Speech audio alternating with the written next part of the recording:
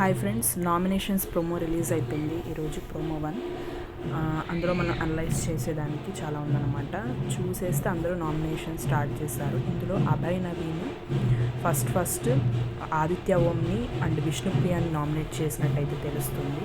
ఇది కూడా మనకి ప్రోమోలో చూపిస్తారు. నెక్స్ట్ సీత ప్రేరణని సేమ్ ఇష్యూ, ఆ డస్ట్బిన్ ఇష్యూ ఏదైతే ఉందో దాన్ని బేస్ చేసుకొని చేసింది అనిపిస్తుంది.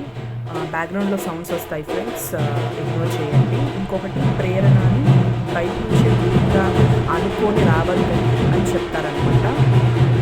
ఆ గ్రూప్గా అనుకొని రావడం అనేది ప్రేరణకు నచ్చదు. Prerana please don't say it again, అలా మీరు మాట్లాడడం అనిపిస్తుంది.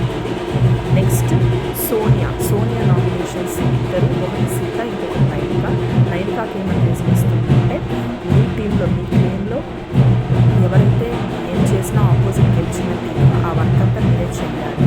క్లెయిమ్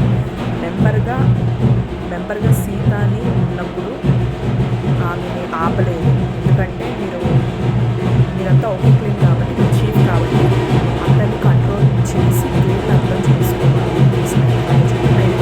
చేయాలి. అది వాడి ఇష్టం అనేసి. నెక్స్ట్ సీతని ఏ వర్క్ ఇచ్చినా చేయాలి, అలానే ఈ వర్క్ చేయాలి, ఆ వర్క్ చేయాలని ప్లాన్ చెప్పకూడదు.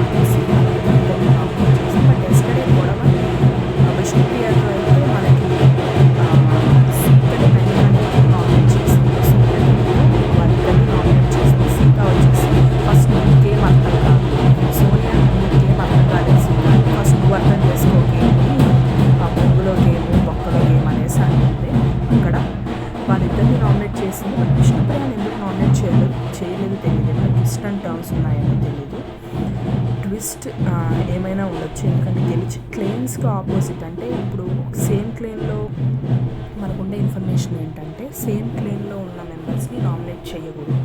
సో ఆపోజిట్ క్లెయిమ్లో ఉన్న మెంబర్స్ని నామినేట్ చేయాలి.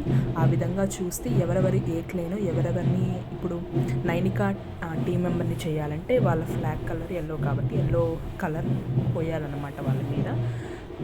ఇదైతే మనకి క్లారిటీ వస్తుంది ప్రోమో చూస్తుంటే. నెక్స్ట్, విష్ణుప్రియాని ఎవరు నామినేట్ చేయలేదా అంటే ఒకరు చేశారు. దాని తర్వాత సోనియా ఎందుకు చేయలేదో తెలీదు. బట్ విష్ణుప్రియ సోనియాని చేసినట్టయితే ఇన్ఫర్మేషన్ ఉంది మనకి.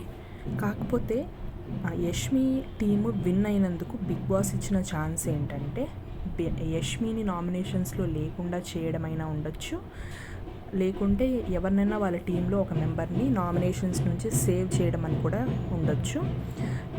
నెక్స్ట్ సీత మనం ఎస్టర్డే ఓ ప్రోమో చూస్తే, నేను యాక్చువల్గా నిఖిల్ని నామినేట్ చేద్దాం అనుకున్నాను అనేసి అంటుంది.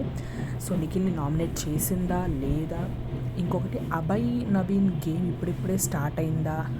సో నెక్స్ట్, విష్ణుప్రియాని అభయ్ నవీన్ చేయడానికి కారణం ఏంటంటే, తను అక్కడికి వచ్చి పోక్ చేసింది అనేసి అనుకుంటారు కదా. నిన్న సోనియా గొడవ జరిగినప్పుడు తను ఏడుస్తుంటే నేను కూడా ఏడుస్తాను అబ్బాయి, బట్ ఏడుస్తే మంచి వాళ్ళు అయిపోరు, నన్ను అనింది ఆ అమ్మాయి అనేసి అంటారు కదా. ఆ విషయంలో నామినేట్ చేసి ఉండొచ్చు. నెక్స్ట్, ఆదిత్య ఓంని మీరు కనపడట్లేదని నిన్న క్లియర్గా నాగార్జున గారు చెప్పేసరికి, సో ఆదిత్య ఓంకి ఫ్యాన్ బేస్ ఏం లేదు, అసలు కనబడట్లేదు కాబట్టి దాన్ని సొట్టుగా పెట్టుకొని ఏమన్నా అభయ్ నవీన్ నామినేట్ చేశాడు ఆదిత్య అని తెలియదు. బట్ ఆదిత్య ఏమన్నాడంటే, మణికంఠ కన్నా తక్కువ వర్క్ చేస్తున్నానా, గేమ్లో ఇన్వాల్వ్ అయి ఉన్నానా అంటే, మణికంఠ మీరు ఇద్దరు గేమ్ ఆడట్లేదు అనేసి అంటాడు.